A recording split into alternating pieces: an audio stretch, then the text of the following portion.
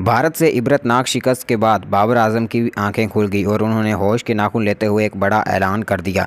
दो पाकिस्तान के जो सीनियर खिलाड़ी हैं उनको टीम में शामिल करने का मुतालबा किया सिलेक्शन कमेटी से। आज की इस वीडियो में हम आपको दिखाने और बताने जा रहे हैं। इस वीडियो को आखिर तक लाजमी देखते रहिएगा। वीडियो को लाइक और चैनल को लाजमी सब्सक्राइब कीजिएगा। जैसा कि आप जानते हैं कि आज जुमे के रोज़ शाम 7 बजे शारजा क्रिकेट स्टेडियम में पाकिस्तान और हांगकॉन्ग के दरमियान मैच खेला जाएगा और अगर पाकिस्तान टीम हांगकॉन्ग को शिकस्त दे देती है तो आगे क्वालिफाई करेगी और भारत के साथ दोबारा से टाकरा होगा।